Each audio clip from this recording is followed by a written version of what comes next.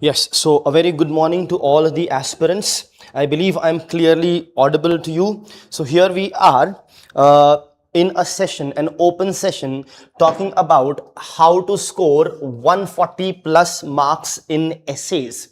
Now, understand that these marks are subjective and relative. What do I mean by that is that in the recent past, 140 plus is the score of the toppers. So how can we score more than that?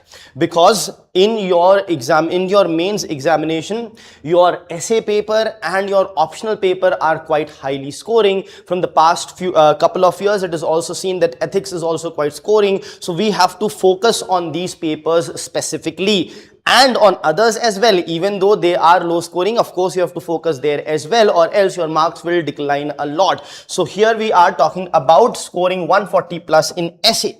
Now whatever I will tell you in this lecture, if you do exactly like that, you will stand a very amazing chance of topping the essay paper. Yes, that's right, because I have done that myself. I have scored 156 marks in my essay paper, and I was the topper of essays, scoring more than all India rank 1 and other ranks as well, because I was the topper over here. So I'm going to tell you what it takes to do this, to achieve this. And the implementation part, however, will be on you. If you can actually implement that, that is very important. So how will you implement? Please write essays after this lecture and keep on writing multiple essays. Get it checked, right? So if you also want, you can join our mains edge test series also, in which essays are included.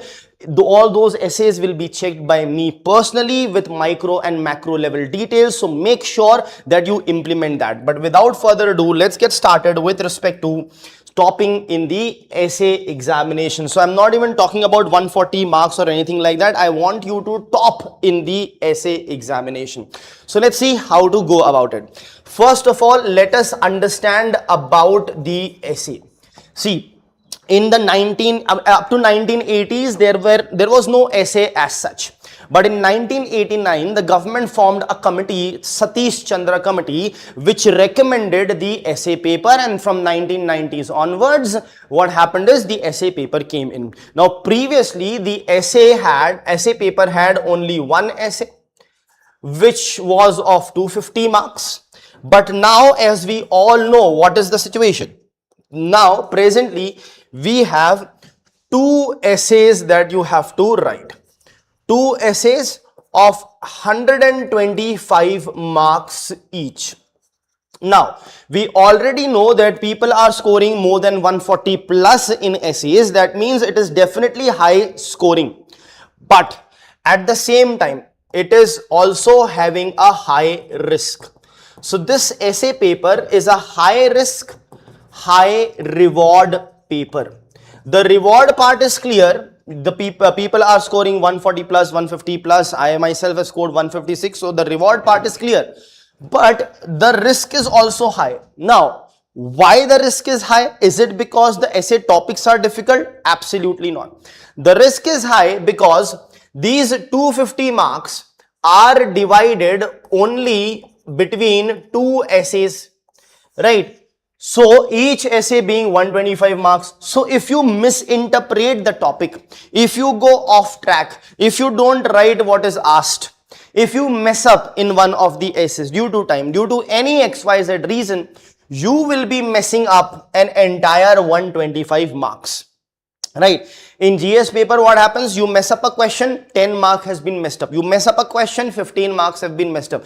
But here, if you mess up an essay, 125 marks are messed up. That is why it is a high risk paper as well. Now, since it is a high risk paper, what should be the logical way forward? That avoid risky decisions when it comes to essay. If you are in two minds, sir, can I draw this graph? Can I draw this line graph? Can I draw this pie chart and everything? I'll discuss all that, don't worry. But don't overdo it. You don't have to overdo it. Treat essay as a general studies paper, but not completely general studies. Some of the theories, etc., to a certain level you will have to add, which again I will tell you. But avoid things that you find it to be too risky, right? You know, Buddhism says madhyam marga, the middle path. Don't be too extreme on one side or too extreme on the other. Choose the middle path is what is the golden rule over here. So we have established that it's a high risk and high reward paper. Now, there is no exclusive syllabus for essay, but again, the Satish Chandra committee that I told you about, when it recommended the essay paper, it said that this is required and in this certain XYZ things would be of the aspirants would be checked. Now, what all are the things that will be checked? Your cognitive ability, your clarity, right? How closely you can keep to the topic and the arrangement of ideas. It's not mentioned in UPSC syllabus, it's not an official thing, but while recommending the essay paper, Satish Chandra committee mentioned these things. Now, cognitive ability basically means your mind, your smartness, what content you are writing. Clarity of thought. Are you able to present what you are trying to say? Are your expression and the words are in sync, or are you confusing the evaluator? Can you closely keep to the topic? So whatever is the topic, you have to keep closely to the topic, not deviate from the topic. It's not your university exam wherein if you fill more pages you will get more marks. Here each and every word will be checked, cross checked, double and triple checked. So you have to keep closely to the topic, and you have to arrange the ideas in a logical sequence. That means, take for example your resume. You know, how is your resume made? When you are writing your academic qualification, you write the most recent one first and then go backwards, right? Or you can write the most earliest one first and go forward. But you maintain either of the sequence. You do not jump from 10 standard to post graduation, then to 12 standard, then to graduation, then to PhD. You don't do that. You follow a sequence, a logical sequence. That is what is being said over here. I hope that's clear. Now, let us understand how do you prepare, how to prepare for essays. Now, for essays, please understand there is no specific separate reading, memorizing as such, but some of the pre-prepared things you have to have. There are certain things that you should not do. So I will write certain do's and the don'ts. So first things first, do not buy any essay book which is available in the market by the name like 157 essays of UPSC, 200 essays, top 200 essays, the best 100 essays. Avoid all that. Don'ts. In don'ts, buying essay books.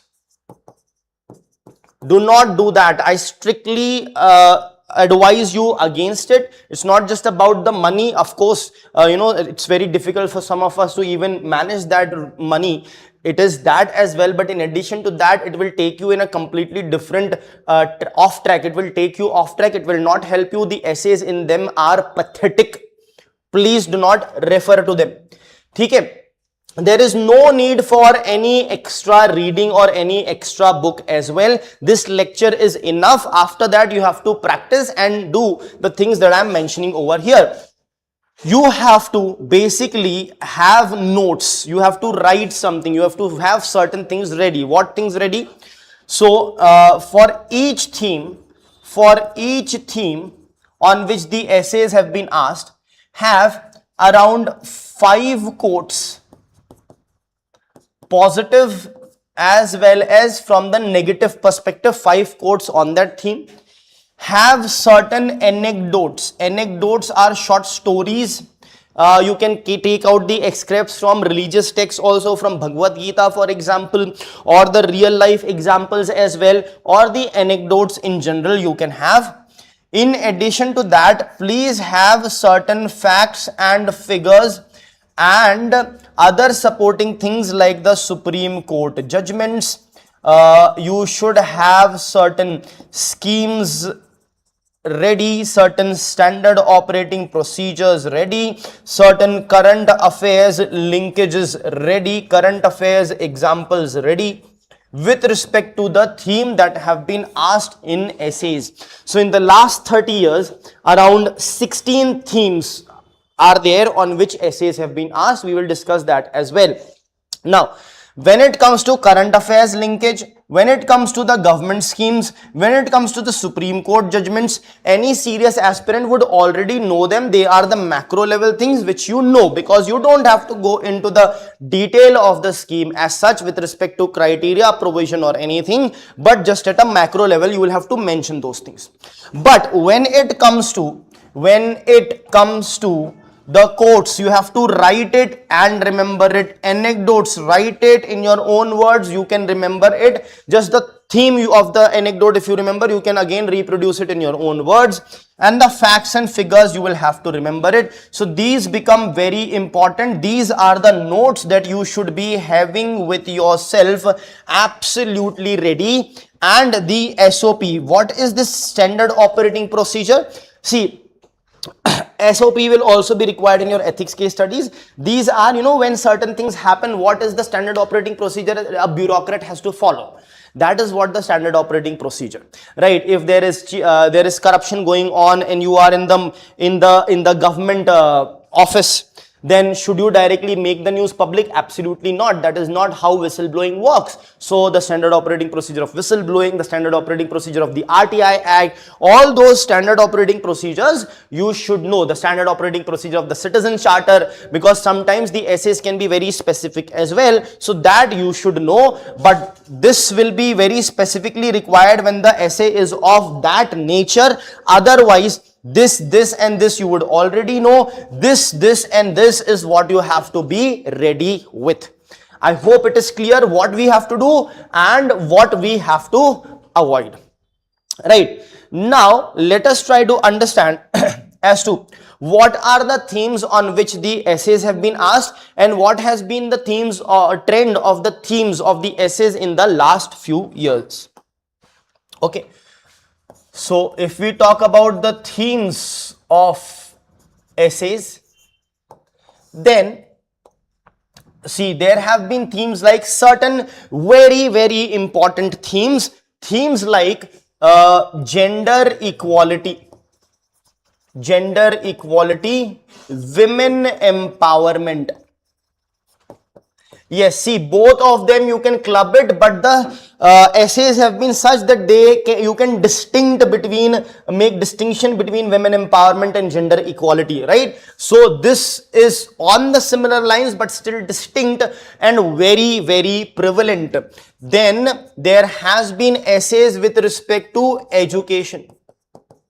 Again, very important, essays with respect to science and technology. Okay. Now these essays are, this is social issue, this is science and technology. Then you have essays based on democracy, basically related to polity, right? Then you have related to federalism, again related to your polity topic. I am relating it, polity, or you can say political science. I'll tell you the relevance of relating the topics to the optional subject. So let me relate it with the optional subject. Okay, so I will say PSIR, right? Political science and international relations. So political science, let us say this is from political science. Don't want to confuse you much. Political, yes, a little bit of confusion might be there, which I will clarify. Political science. right? This is directly science and tech subject. There is no direct optional related to that, but a lot of engineers and all do take it. In fact, one of the essays that I wrote in 2016 was on science and tech, and the other was on gender equality. Okay. Anyway, then you have, yes, very important over here is essays related to environment. Essays related to environment. Then there are essays on miscellaneous topic as well. Miscellaneous as in, they have asked on Olympics, for example, right? Or certain hypothetical essays have been there. They have asked whether 50 gold medals is possible for India or not. Things like that has been asked by UPSC over here. Then in addition to that, so democracy we have done, federalism we have done. Then in federalism what comes is basically center state relationship. Now why did I separate it like this is because if you look at the essay topics of the last 30 years, we are basically analyzing last 30 years essay paper. So you will realize that these essays are quite open-ended and very broad based essays are there. Broad means the scope is open, unlimited. You can write anything. So you will not have the issue of the content. Yes. See, of course, as a serious aspirant, you should not have an issue of a content, but at times it still happens. When does it happen? Because essay has to be written for 1000 to 1200 words. 1100 words is the sweet spot. Now, the thing over here is in federalism. If I give you an example of federalism, they asked not just interstate water dispute, they have asked the Kaveri river water dispute.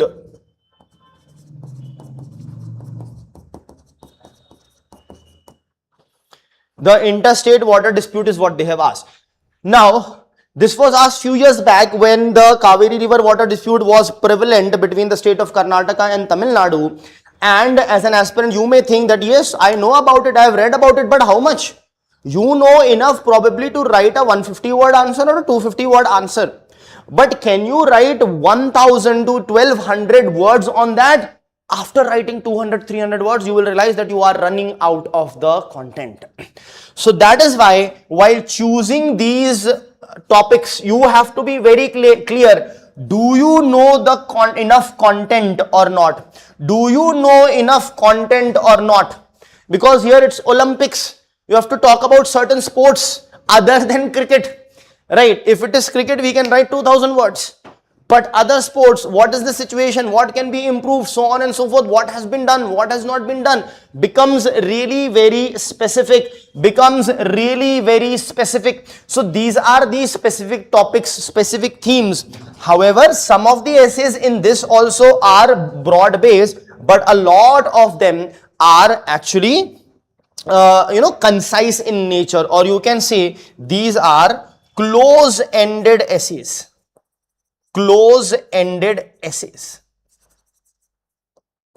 So it is very narrow in nature, so you can face an issue of content in this, whereas these are open-ended and you will not face much of an issue when it comes to the content. Now, in addition to this, what other essays have been asked? It's not over yet. There are various themes that are there. So just let me tell you that we have done this. Now, further, you have essays on media, essays on cyberspace and internet.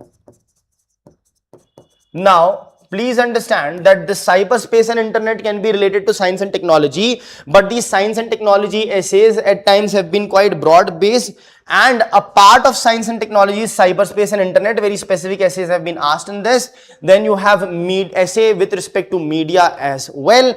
Then, so we have 2, 4, 6, 8 and 10 themes. Now, after that, you have very important, I would say, theme that is coming up is quote-based essays, quote-based or philosophical essays. Very, very important. Now, why this is very important, let us understand. I hope the themes of the essays are clear. Make sure to note down these themes, please. Right, then there are also essays on other social issues or social evils. Okay?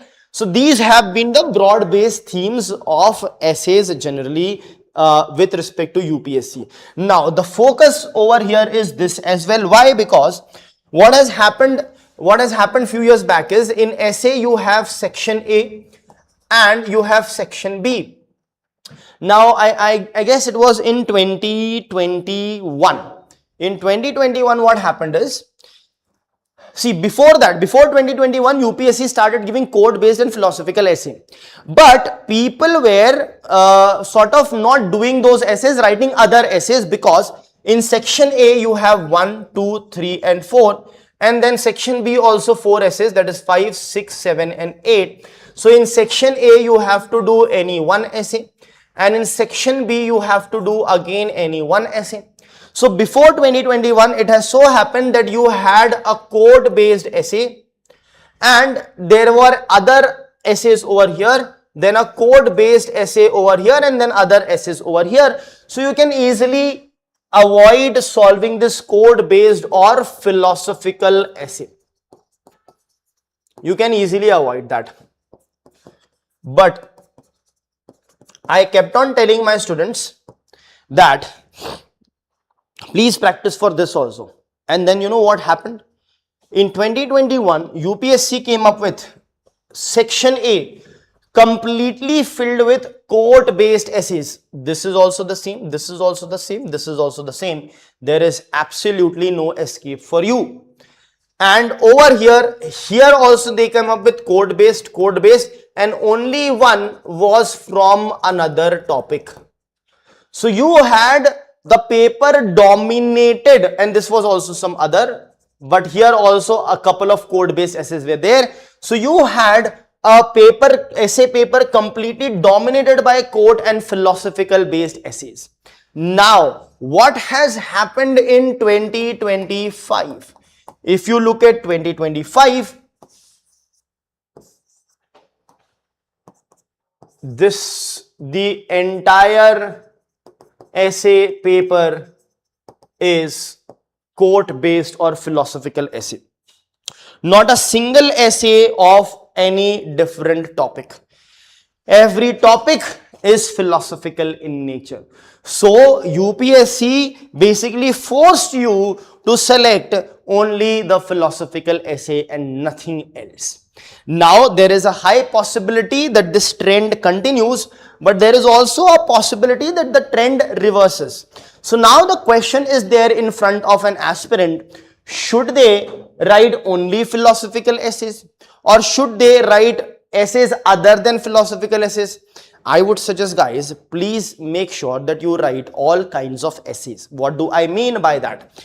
I mean to say that there are some topics in which you have your strength, topics of your strength and topics of your weaknesses. Right.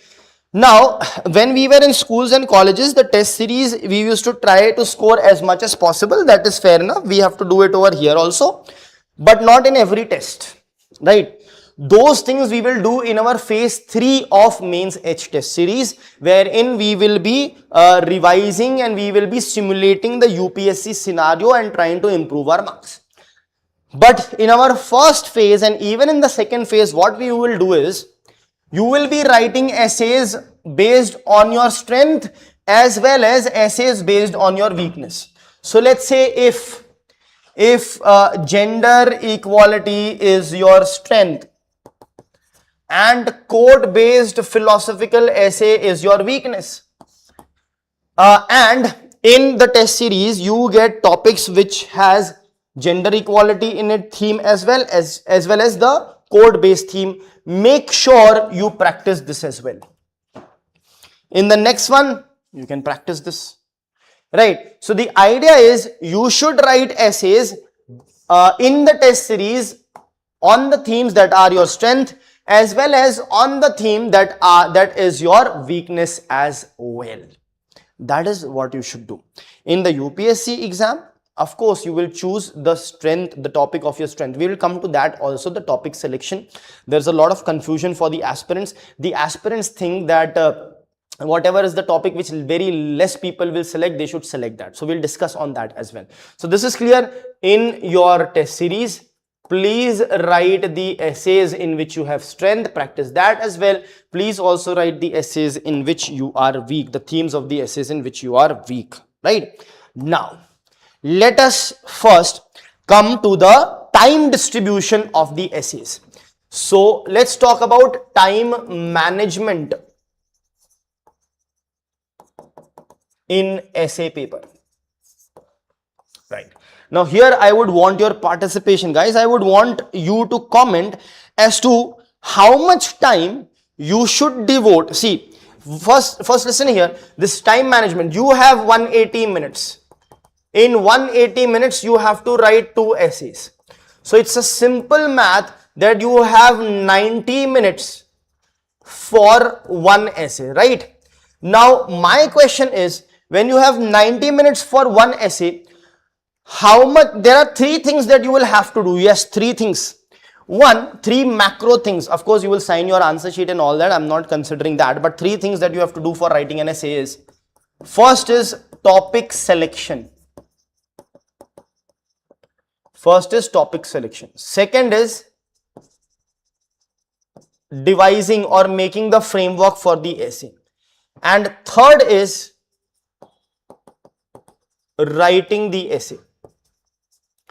So my question is, if you are taking 90 minutes for each essay, how much time you should give for topic selection, how much time you should give for framework, and how much time you should give for answer writing? Please mention the time that you think should be given to each of these things, right? First is the topic selection, second is the framework, and the third is the writing of the essay. Now, I have noticed that a lot of aspirants say that topic selection will be done very quickly, so they don't give much time to this. Okay. Topic selection, they don't even consider this. Second, framework, they say, sir, around 5 minutes. And then writing essays in basically 80 to 85 minutes. Now, this is where they make a mistake. Yes, in fact, I would actually say that the topic of the session, when you talk about the art of essay writing, it should not even be the art of essay writing, the topic. The topic should be the art of making frameworks for the essays. This is what produces toppers, right? This is what produces toppers. Mark my words, this is what has made me the topper of essay, the framework of the essay. The writing of the essay is a very mechanical thing. It is going to happen automatically. This is very important and this is very important. So the actual division of the time should not be like this.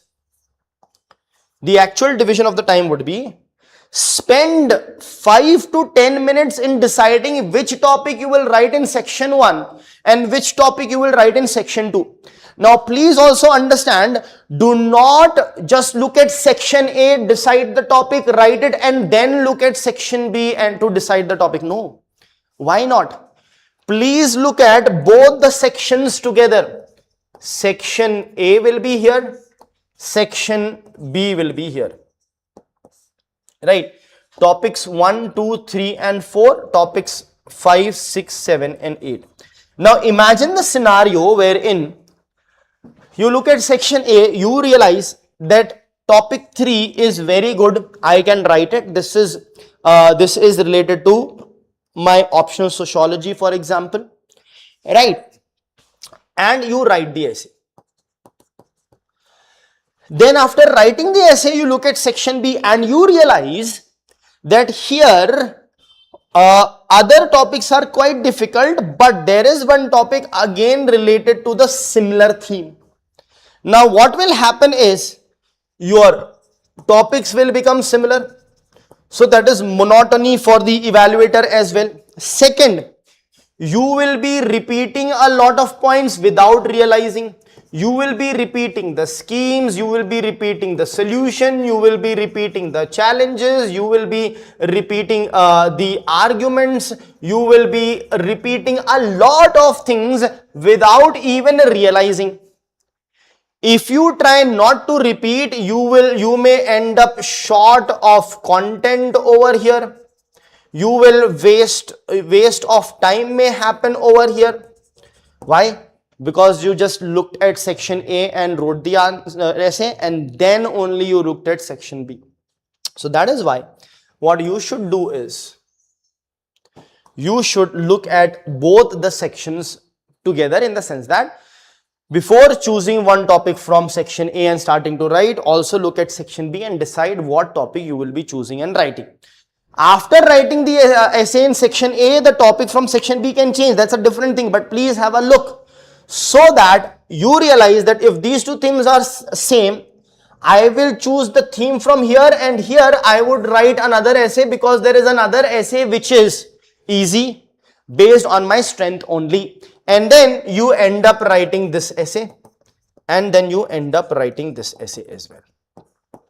So this needs to be very important. So here you need to give at least 5 minutes, 5 to 10 minutes. If it goes over here, think to yourself, you are not just thinking the topic which is easy or not, you are also thinking how many points do I know? Do I know a course, the anecdote, this, that, a lot of things you are thinking before taking a decision. So 5 to 10 minutes you have to think for the essays, for 2 essays. So that means if I come back to the time management for topic selection, how much time should we be giving for topic selection? For topic selection, you have to give around 5 minutes per essay for topic selection. See, it can be a bit more or a bit less, that is fine, but this is the roundabout figure. Then for the framework of the essay, you have to give around 20 to 25 minutes. Clear? And then for writing the essay, you have to give 60 to 65 minutes will be there for you to write the essay. That means from a total of 3 hours, right, what will happen is 1 hour will be topic selection and framework, and 2 hours will be actual essay writing. Please write this down, note this down, remember in your head and practice like that. If you still doubt it, practice in your own fashion, and then the next essay practice like this. Okay, you will see the difference. Okay. Now, the thing over here is the actual essay you are taking only 2 hours. Now the question is, sir, can I write 2 essays in 2 hours? I have to write so many words. Is 60 minutes enough for one essay? Yes, it is enough. Let me give you mathematics for that. See, in your GS paper, you are writing 10 questions of 150 words and 10 questions of 250 words. That is total of 4,000 words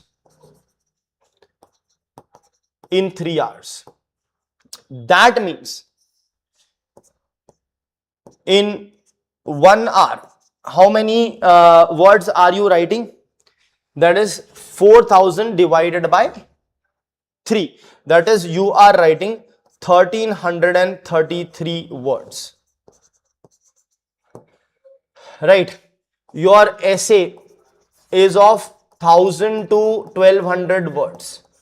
Right. Even if you are writing, I said 1100, 1150 is the sweet spot, but even if you are, because 11 sides of pages that you have, and your handwriting would be such that every page will fill around 100 words. Generally, I am saying it can be more or less for certain people, but you have to ensure that 100 words are filling. If you are filling only 50 words in one sheet, that is also a problem because you don't have extra sheets over there. Right, so around about 100 words in one single sheet. Then in such a scenario, 1100 words. But even if you say 1200 words, so if you are writing 1300 words in 1 hour in GS, Can't you write 1200 words in 1 hour for the essay? Not just that, of course, someone will say, sir, we don't write all 20. Some of us may write 17, 18, 19. Agreed. So you remove it. You say you don't write one of the answers, so you are writing only 1200 words in 1 hour. Let's say you are not writing 3 questions. So, or 2 questions. So 130 into 3, that means I have removed 390 words. So you can say that you have not written one 150 word question and one 250 word question. Let's say you have written only 18 questions. Then in 1 hour you are writing 1200 words. Still it is the case. Plus in this 18 questions you are reading the questions multiple times, all the 18 questions. You are thinking about the answer, the framework and everything for all the 18 questions. I hope that is clear. So all that time will also be required. All that time is included in this only. Whereas here that time is completely separate. So can't you write 1200 words in 1 hour? Absolutely you can, and that too very easily you can write. I hope that is clear. So it has been established that you can do that. Since it has been established, that means it has been established that you have to give 1 hour for the topic selection of both the sections and for making the framework of both the sections. I hope that is clear. Now let's come to, so this was about the time management. Now let's talk about the topic selection. Now, what are the challenges in topic selections in essay? The questions are, should I write topic related to my optional? Should I write topic related to my optional? Should I write topic that is very common? Should I write topic that is very rare? Should I write the easiest one? Should I write the toughest one? These are the questions in front of you. Right. Now please understand this. Easiest means easiest for the majority of the people. Toughest means toughest for the majority of the people. It can also mean easiest for you and toughest for you, but that will be dependent on your strength and weakness. Okay? So in which you have strength, that will be easiest for you. In which you have weakness, that might be toughest for you. So we will take both the analogies over here. Common means most of the people may write that. Rare means very few people will write that. And topic related to your optional, whatever your optional would be, PSIR or psychology or sociology or philosophy, so on and so forth. Now, in fact, you yourself can answer this, but I'm going to give a detail on that. See, should you write topic related to your optional? See, generally, whatever your optional is, you become actually good at that, right? So you will have good amount of content. So the answer over here would be yes,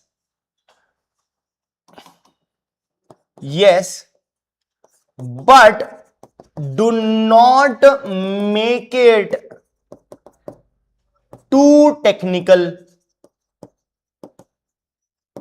The answer is yes, but please don't make it too technical. Don't make it too technical means if your option is sociology and the topic is on gender equality, do not keep on writing sexual division of labor according to Emile Durkheim or things like that. Avoid, don't keep on naming the sociologists, the thinkers, the theories over and over again in your essays. Please don't do that. One or two concepts, maybe one or two thinker, maybe the most prominent one, maybe talking about Karl Marx, who says that all the forms of discrimination comes from economic discrimination, and that is valid to an extent even in gender discrimination or gender inequality. He says that all kinds of inequality comes from economic inequality or the inequality of ownership of forces of production. So you can write down. According to him, according to Marx, all kinds of inequality come from economic inequality. To some extent, it is true for gender inequality as well. And then you talk about how gender-based discrimination or gender-based inequality is there with respect to the ownership of the forces of production, the job, the gender pay gap. All those things you can write after that. But one thinker, that too a very popular common one, is more than enough. Do not fill it with Talcott Parsons, G.H. Mead and a lot of Indian thinkers, foreign thinkers, whoever they might be. Avoid that. Do not make it too technical. If you are making it too technical, if you make it too technical, you will not get good marks. Right? So, when you know more, it is easy for you to control what you write. When you don't know, you cannot write more without knowing it. Right? So, I would say yes. Choose your optional subject as the topic of the essay, but do not make it too technical. That's point number one. Second, should you write the most common essay or the most rare essay? Boss, this should not even be the topic of discussion or the criteria for selection. What kind of criteria this is? If out of 10,000 people, most of them will write this, so I will also write this. If very few will write this, so I will also write this. Does it even make sense? Right? Imagine in such a way that you are from humanities background and very few people are taking civil engineering as their optional. Because very few are taking civil engineering, so I will also take civil engineering as an optional. Does that make sense? It does not make sense. Is that clear? Now imagine you are an IIT graduate with maths, in engineering, and you are exceptional, you are the gold medalist, and you know civil engineering very easily. It comes naturally, it's on your fingertips, you are amazing in that. So, now, but when if very few will take, majority of them may take history option. So, will you take history? No, you may take your engineering, civil engineering itself, right? So, the idea is what others will write is immaterial for you, right? You should never use this criteria for selecting the essay paper, essay topic. You should write the one in which you are strong. A majority of the time it will so happen you will be strongest in the most common topic that is there, and that is completely all right. Imagine there is a rare topic. The same goes for the easiest and the toughest. Easiest and toughest, forget it. Is it easy for you? Is it tough for you? So whatever is the easiest, that means that is the topic in which you have strength, in which you are strong. Tough means the topic in which you are weak. So if I am weak in some, see, if I play football really well and I don't play hockey well, and then UPSC is selecting based on my performance in one of the sports, which sport should I opt for? Football, of course, because that is my strength. Is that clear? Okay? So that is very, very important over here. If you are weak over here, what will you write? Right? You will not be able to write it. So whatever is your strength, you are strong in, please write it. Choose the area of your strength. Try to choose optional, but do not be too technical. Do not use this as the criteria for selecting your essay topic. I hope that is clear. Surely. Now, let's talk about how. Now comes the main thing as to how to write. In fact, before how to write, yes, the most important thing, how to make the framework. So topic selection is done. I told you 3 important things are there: topic selection, writing the framework, and then writing the essay. So next is how to make the framework.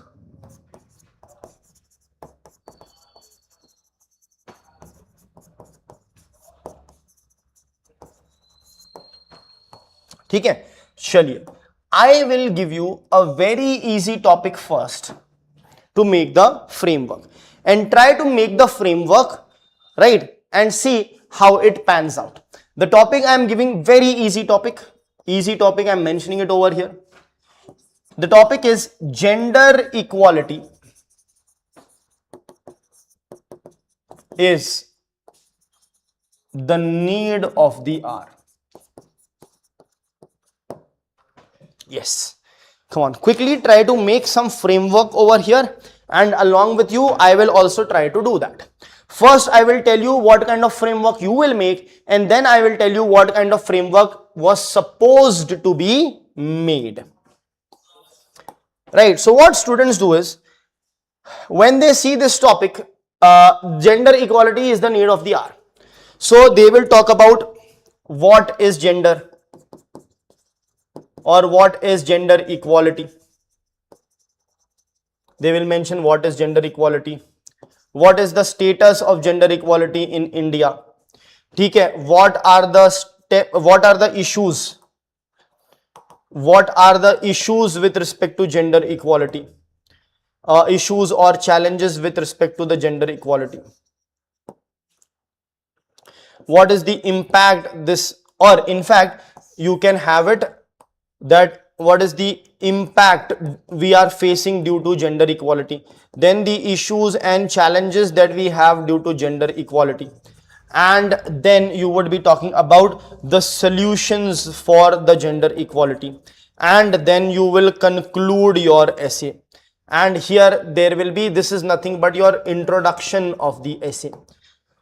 So this is how a lot of aspirants write their framework. But do you see a problem in this? This would be good enough if this is a 150 mark question, right? But 150 marks, sorry, 150 words question of 10 marks. But this is an essay of 125 marks. Now you have divided, your framework consists of 1, 2, 3, 4, 5 and 6 things. Now you have to write 1200 words. You have divided into 6 headings.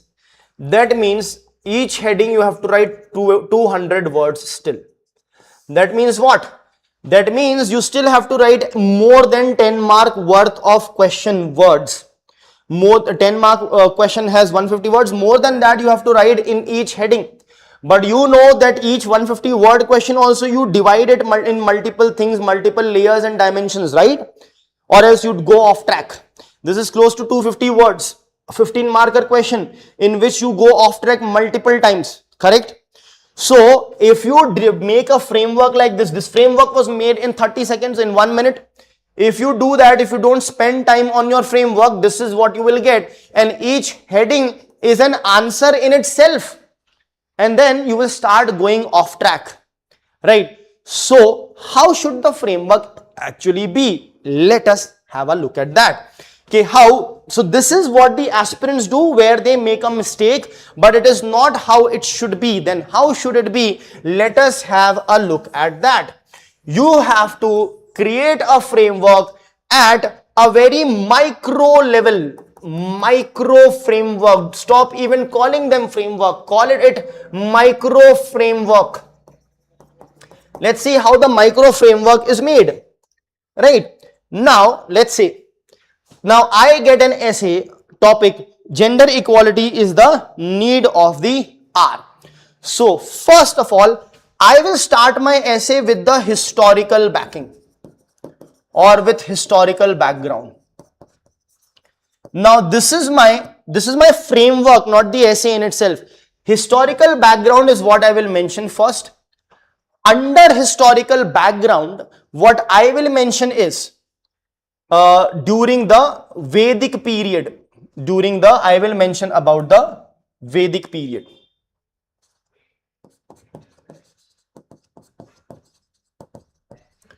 Vedic period, how was gender equality? We know, you have studied ancient history, you know that Vedic period, there was gender equality. You have examples of poets, female poets, how women participated in the meetings, etc. All that you have to write and showcase that there was gender equality to a high extent at that time.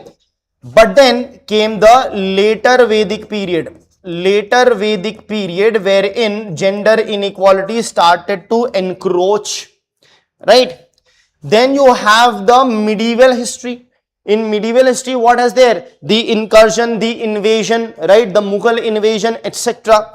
So the period of invasion right? Talk about the parda system, etc., which existed in India, existed as in was present at that time in India. Then you talk about it with respect to the British rule. During the British rule, what happened? Then however, there will be fluctuation during the British rule, but at the time of independence, wherein women also participated, there were socio-religious reforms as well. Social reforms took place. So that all will be mentioned. This will be slightly bigger, more words you will write. Then post-independence. And then you will write what is the present situation. Right, this will create your entire introduction. Now this historical background has been broken down into 1, 2, 3, 4, 5, 6. Your introduction will be of round about 100 words. So 100 divided by 6 is how much? It is going to have 16.66, so around 16-17 words. So somewhere you may write 15-20 words, one sentence, somewhere 20-25 words. So this is your introduction complete. So you have given the historical background, okay? And from history you have traced it to the present situation. What is the present situation? Right? And then you talk about the impact. You then talk about the impact. Why we are talking about the impact? Because of the impact, we are going to showcase that it is the need of the hour. It is a pressing need. It will be showcased through the impact only. So showcase the impact at a personal level, or rather an individual level. How it has impacted an individual at an individual level, right? Then you talk about at the national and international level. Then you talk about how it has impacted ethically, the ethical dimension of the impact, the social dimension of the impact, the economic dimension of the impact, the political dimension of the impact, right? Then you have the geographical dimension of the impact, regionalism, uneven development, this, that. There's a lot of things to write over here, the geographical dimensions of the impact, right? So this is the impact. Now also basically you have to, through these, in certain places you have to make sure that you quantify as and when necessary, right? So quantify, at different levels, quantify the impact. When you quantify the impact, you are basically telling hence there is a need for us to bring gender equality, correct? So then you talk about, so this showcases that gender equality is needed, okay? This is the impact of the inequality that exists, okay? So then you talk about how to bring that gender equality, or you talk about what will happen if you actually bring in gender equality, or you can talk about the positives of gender equality. You'll write the positives at an individual level, right? You can follow the same trend or you can change it, okay? Positives at an individual level, at a national and international level. Then you talk about in the short term, then you talk about in the long term, and in the short term certain dimensions you can take, in long term certain dimensions you can take, right? So these are the positive impacts. And in this it will be included, what all will be included? The ethical impact will be there, the emotional impact will be there, the economic impact will be there, right? The political impact will be there, right? The environmental impact. You can take out the different impacts that would be there. Then you talk about how to achieve it, how to achieve it. Then in achieving you will talk about the short term things that you have to do. So you need to have certain short term solutions, right? Then you mention those short term solutions, whatever that is. You can write down 2-3 points over there, and you also have to mention the long term solutions.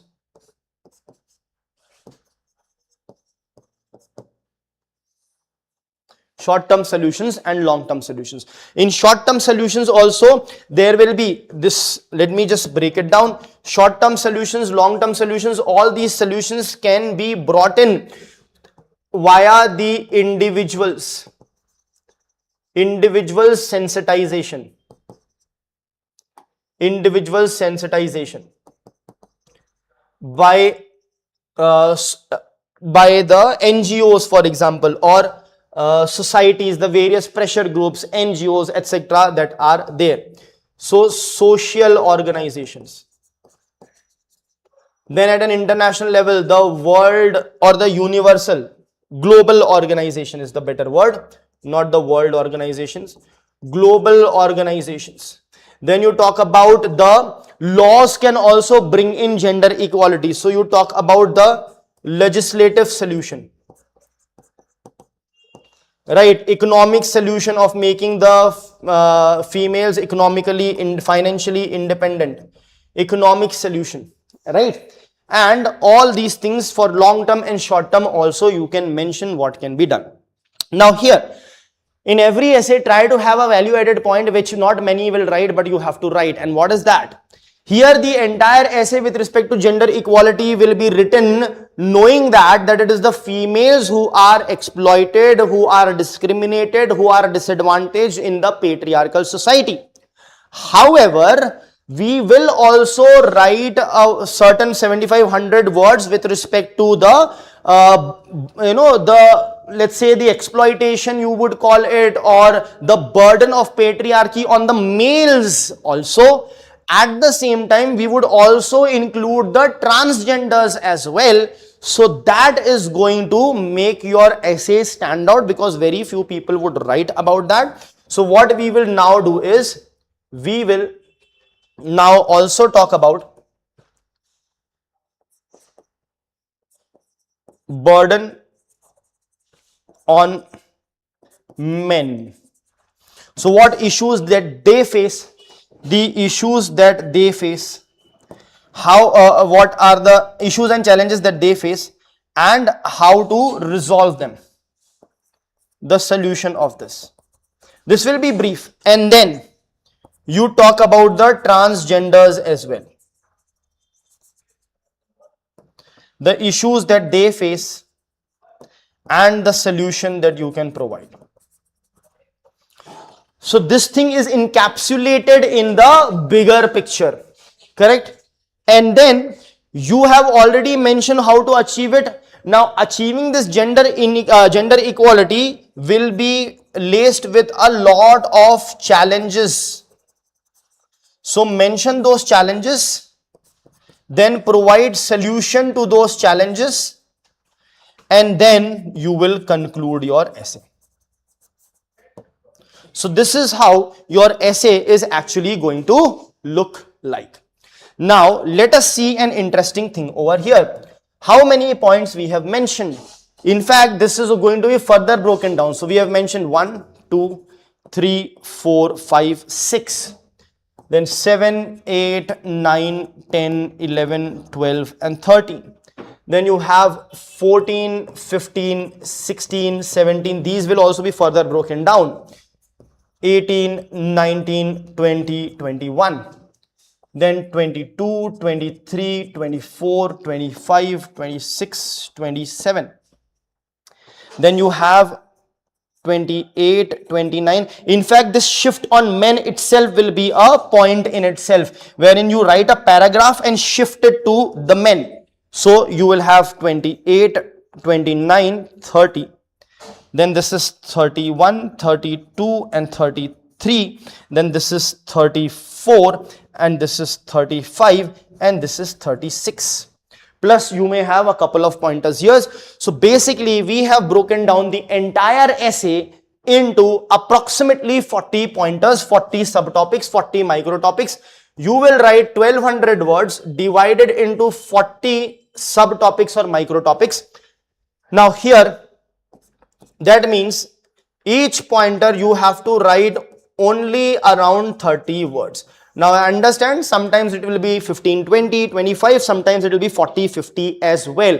But the idea is your entire essay got divided into how many? 40 different subtopics and microtopics. So under each microtopic, you have to write only 30 words. That means only around 2-3 sentences you have to write.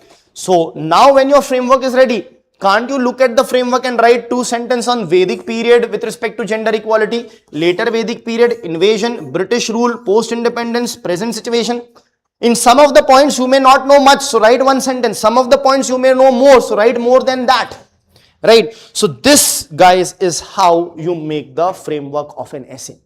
Now, if the framework of an essay is absolutely clear, writing an essay is what? It is simply mechanical. So this thing that floats about writing the essay, the entire discussion is about writing the essay.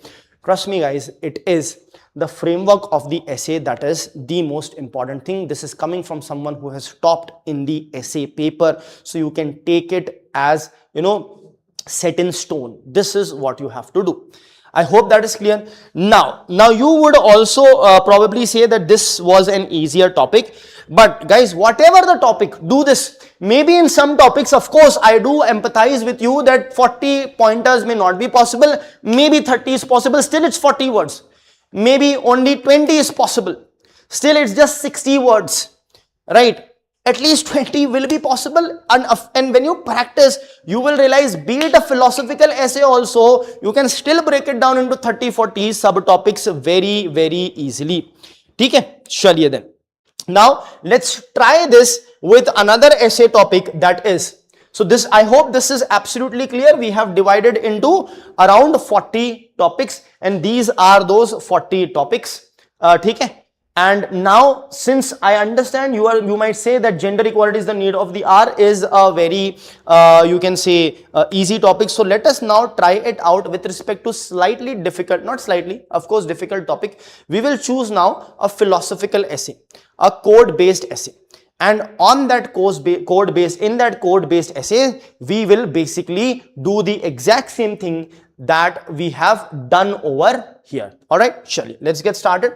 So this is an essay, I think, from 2025. The essay is Truth Knows No Color. The topic is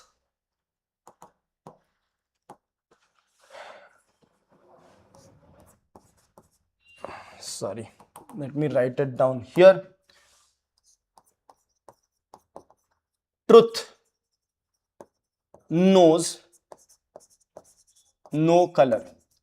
See, first of all, whenever there is a philosophical essay, it is really very important for you to understand what the topic of the essay actually means, or else you may end up writing something completely different. So, truth knows no color. What do you think this means? See, truth knows no colors means that the truth does not have any prejudice. Just because someone who's black, who's white, who's brown is speaking does not change the fact, does not change what is true. So if a white person is saying the same thing, does not make it right just because the person is white. Right? So the truth does not care if you are white. The truth will not care if you are black. The truth will not care if you are brown. The truth will not care if you are male or a female or a transgender. The truth will not care if you are LGBTQ, etc., etc., etc. No matter where you are from, what you do, the truth does not care about that. So, color is just one representation of discrimination. You don't have to restrict yourself based just on the skin color. You can bring in more types of discrimination: religion-based discrimination, region-based discrimination or differentiation, caste-based differentiation, and the truth will still not care whether what is your caste, what is your religion, what is your state, what is your region, so on and so forth. That is basically the crux. Okay. Now, let us see how to go about it. So, we will first introduction. Now, in the introduction, you can write a quote, write an anecdote, start the answer with it, and then talk about define the truth. Talk about certain things which are objective versus subjective.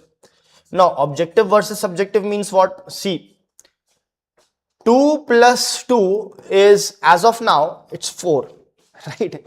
Even mathematics and a lot of things can change in the future, but as of now, 2 plus 2 is equal to 4. We know that that is a fact. But if I say red color is better than blue color, is it a fact? It's not a fact. It is a personal choice. So when it's a personal choice or an opinion, it is subjective. When it is factual in nature, it is objective. So clearly make the distinction between the objective and subjective, that sometimes we might be arguing, no, this particular thing is better, that particular thing, that is subjective. So it's all right.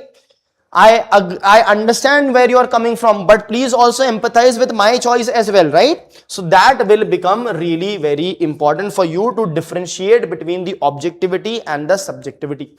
Then you talk about the color. Now in the color, basically you will not just talk about the color, but you will elaborate on color, which basically represents the differentiating factor. So when you talk about color, please elaborate on the race, caste, region, religion, gender, class, etc. So 2, 4, 6, as much as possible you can basically classify that. That's not a problem. Okay. Then there are certain, the truth, whenever a thing is a truth, basically the truth has universality. The truth will have universality. Okay.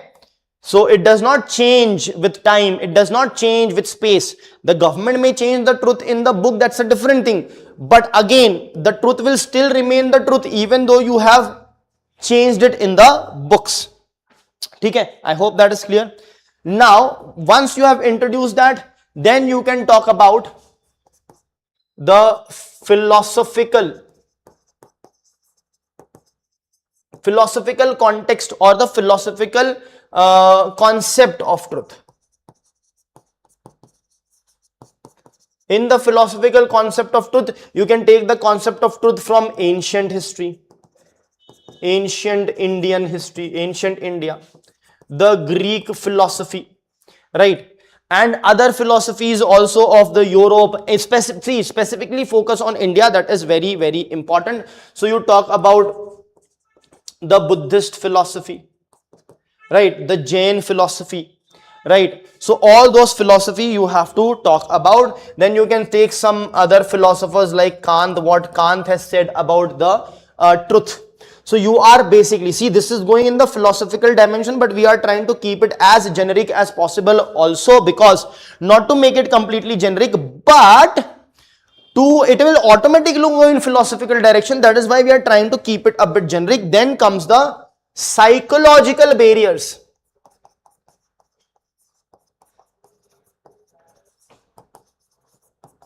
Now, what is psychological barriers? See, we have said that truth does not know any color, but there are psychological barriers in front of us in accepting the truth. See, the government might have not done anything, but we still think that the government has done. Why? Because 4 months before the elections, they will start making bitumen roads, black colored. You see roads are being made. You are like, everything is fine, right? But was it? Probably not. So the idea is, that's a psychological barrier. What happened there? Recency bias. Recency bias may change it. Cognitive bias may change it. Confirmation bias may change it.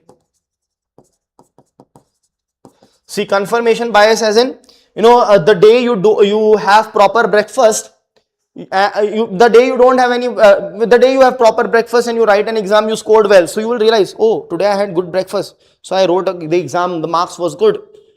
And that happens another time. So it confirms your belief, which was completely nonsense.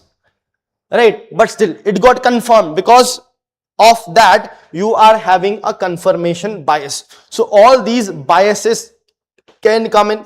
The emotions, the emotional intelligence,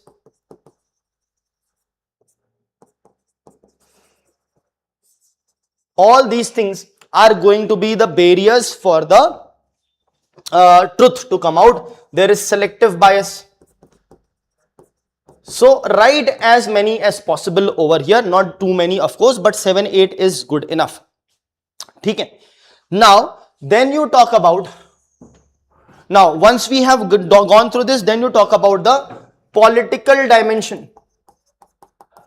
Political dimension. Under the political dimension, talk about how the truth is shaped because of the politics, the propaganda culture that we are in, right? So basically, propaganda is what you can talk about. Propaganda as in something which is not true but is being forced to be true, basically. Okay. Then there is for vote banks, for electoral politics, how the wrong thing might be shown as true, but still the truth will not change. You can talk about that. Then you may come up with the ethical dimension. Okay.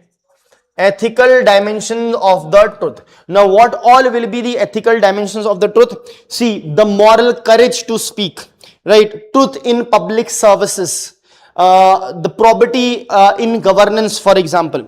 Then conflict of interest between the personal gains and the professional ethics that are there. So all these will be in conflict, as a result of which you will be trying to impact the truth, but the truth may still remain what it is. Then there is the scientific dimension of truth.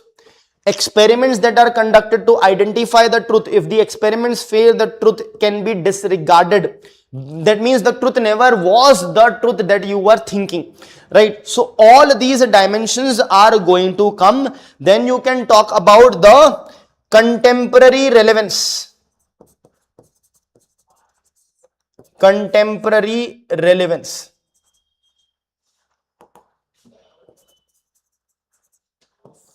What is the contemporary relevance? For example, in contemporary relevance, you would be talking about fake news. You will be talking about AI, use of AI for faking things. You will be talking about the deep fakes that are there. You will be talking about the bots that are there, which showcases certain things which do not exist actually. So all these things. Then you will talk about the global conflicts. You will talk about the polarization that is taking place. All these things are basically the contemporary relevance of it. And then you would talk about the Indian context of it. In the Indian context. See, the question did not specifically mention the Indian context, but you have to give the Indian context absolutely. Why that is required? Because you are writing civil services for Indian civil services, right? So you'll talk about the constitutional morality, the constitutional morality, the right to information, to get to know what is the truth, what is not. Then the judiciary, which helps us in getting the truth, right? Then the various activists, etc. All these things you are going to talk about over here. And of course, add the role of yours, that is the role of the civil services in doing so. Okay? And then you can talk about the challenges that is being faced. Then you can basically, then you talk about the challenges that you will face. Challenges faced in exploring the truth. Talk about the role of media, the role of social media, the role of monopolization of the media, the power dynamics that is there, right? All these things you talk about. and then you talk about what can be the solutions over here, and then you end your essay with the way forward that is there. Now, this was a philosophical essay, but let us see how well we have broken it down. So, the introduction, we have broken it down into 1, 2, 3. This 3, I would consider it to be this one, 3, 4, 5, 6, 7, and 8. Then you have the philosophical concept, that is 8, then 9, 10, 11, 12, 13, then you have 14, sorry, then we went on here 14, 15, 16, 17, 18 and 19, then 20, 21, you can write more also, then you have 22, 23, more over here as well, then you have 24, 25, 26, 27, 28, 29, 30, 31, 32, 33, then this will be your 34, 35, 36, 37, 38. So we have managed again close to 38 to 40, close to 40, 38 exact, close to 40 micro topics we have managed again for 1200 words. So that means again 1200 divided by 40, that means again 30 words per micro topic is what you have to write. Now, because of practice, I may be able to do it fast. You might take time to think about it, but if you practice for this framework, you will also be able to make this framework in 15-20 minutes. Another 5 minutes here and there to write something in detail. For example, if you realize you may forget this, mention it a bit elaborate so that it triggers your memory and reminds you. Also, if you want to use certain quotes somewhere, certain facts and figures somewhere, certain reports, certain judgments or anything that you want to use, make sure that you mention it then and there so that you do not forget when you are writing the essay in reality. I hope that's clear. So this is how you would break down any essay. Now, coming on to a very interesting point that I want to tell you, very important. This is clear for everyone. Let's move ahead. A very important point is when the essay topic is specifically talking about the world, then what to do. So for example, the essay topic, cyberspace and internet, a boon or a bane to human civilization,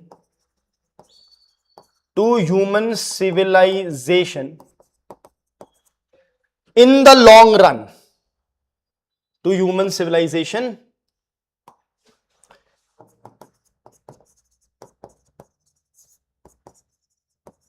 in the long run. Now, what is the thing about this essay? It's a simple, straightforward essay, but in this essay, there are certain things that you have to keep in mind. They are specifically saying cyberspace and internet, so do not club these two up. See, in certain points, somewhere these two might be clubbed, that is completely alright. I will not worry about that. Just a minute. Right? But you have to at times also differentiate it and talk about the boon of cyberspace, talk about the boon of internet, bane of cyberspace, bane of internet. In fact, cyberspace is a part of they are interlinked, of course, but make sure in certain places you differentiate between the two. Second is boon or bane, you have to talk about both. Third is human civilization, you have to talk about. That means the entire world you have to talk about. And not an immediate, of course you'll talk about something which is immediate, close, this, that, but focus on the long run. Please focus on the long run. I hope that is clear. Now, once you have done, the question is, it is related to the world. They have not specifically mentioned India. Then what should be the percentage of examples and pointers you will write with respect to the world, and what will be the percentage or examples that you will write with respect to India? That becomes really very important. So even though India is not mentioned specifically, still the essay will be dominated by India and the Indian example. And one thing that I would tell you to specifically take care is, make sure that whatever positive points, the boon points that you are writing, the steps, the good things that you are doing, a lot of them should be from India. Some of them can be from the rest of the world. When you're talking a lot about the bane, the negative externalities, please focus a bit more on the examples from around the world than from India. This is what you should do. Your essay should still be focused with respect to 75% India and 20, 25, 30% max of the world. But also an important differentiation that majority of the good things from India and small amount of bane top things also you can talk about. And majority of the examples from the bane side, you can take it from the world, and some of the good things also you can talk about. So this is very important. Do not get confused. Do not focus too much on the world. Still make it specific to India. This is actually the essay that I wrote in my 2016 UPSC Mains and scored the highest marks in the essay paper. I hope that is clear. I hope I have made myself absolutely clear with respect to how to write the essays. The three most important things that are required to be done, we have seen that as well. One is the topic selection, one is the framework that you have to do, and the other is the actual writing of the essay. And know that the topic selection and the making of the framework are the most important things. Once you do that amazingly well, you can easily write the essay. And the last parting remarks that I would say is, guys, when you are joining the test series, we have our mains H test series in which the essays will also be covered. There will be detailed feedback, micro and macro level feedback, one-on-one feedback, discussions will take place directly face to face. In that test series, make sure that you don't just write the essays in which you are strong. Please also practice the essays in which you are weak. We will make you practice that as well, so that you are well prepared for your UPSC Civil Services examinations mains, which is around the corner. Thank you.